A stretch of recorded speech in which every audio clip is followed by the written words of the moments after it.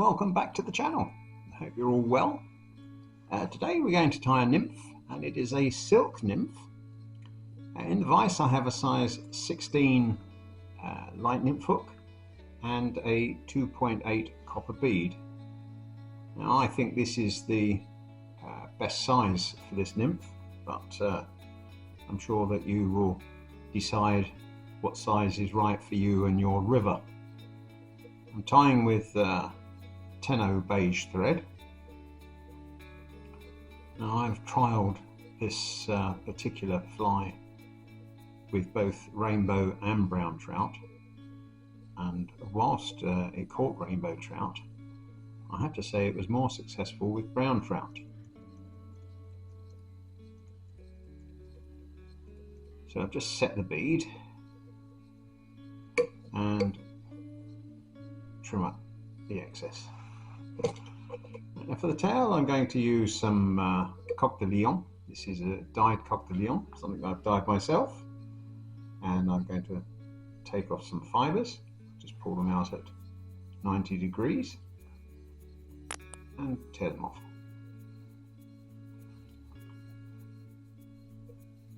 And we'll tie them in.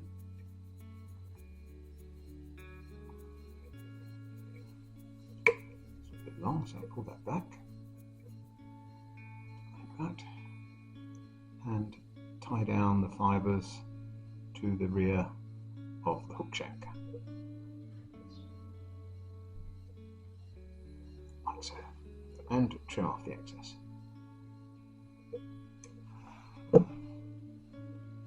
Right, now I am going to put a rib on this, and I'm going to use some brown wire, and this is 009, so it's quite fine. So I'll just break a piece off, which is easy enough to do with it being so thin. Tie it in and just pull it to length. And tie it down along the hook shank up to the bead and back down again.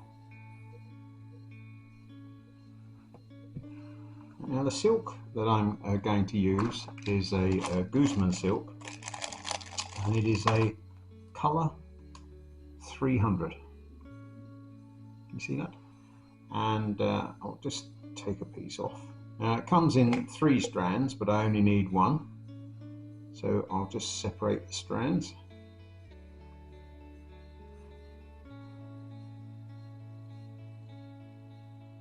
Which is sometimes easier said than done. There we go.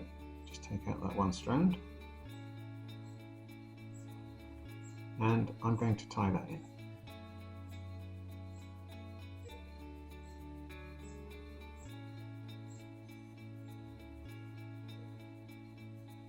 Wind it down along the hook shank.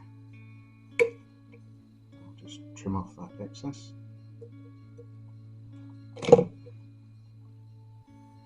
Up to the bead. I'm going to wind the silk on. Now when you're winding silk, be careful that you don't catch it on the hook point or on the vise, because the fibres are very fine and they will separate or split, break. The consequences can be dire. So I'm just winding this on, just thicken it a little bit along the body and up to the thorax area, and tie off the silk.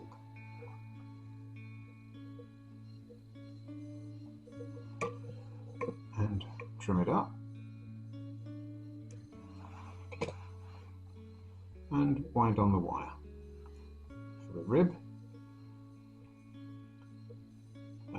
open wraps, and open up the wrap as you go along the body, as if to imitate the segmentation of an insect.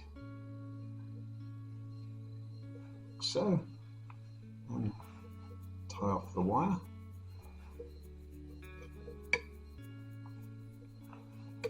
And should helicopter off. There.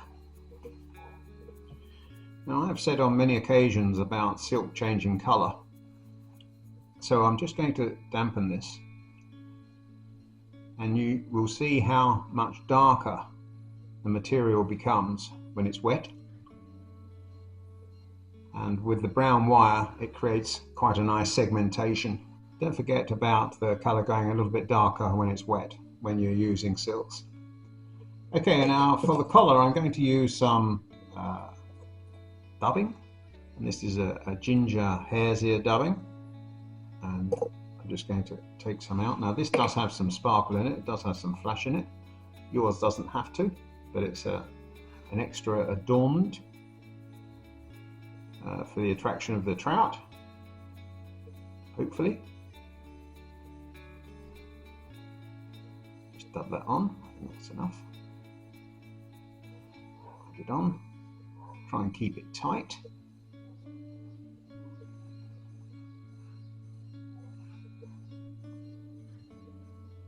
That's enough for taking the rest off. And I'm going to tie off the fly.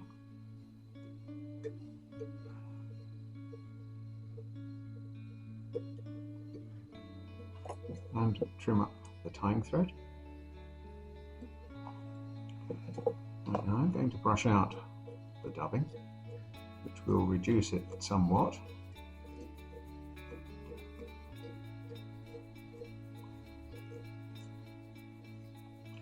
I'm going to trim up some of these longer fibres.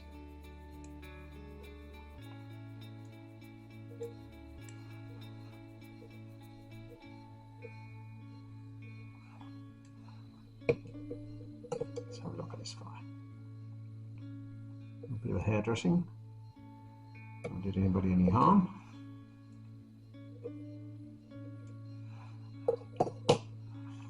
And there you have the finished silk nymph. Very, very simple tying.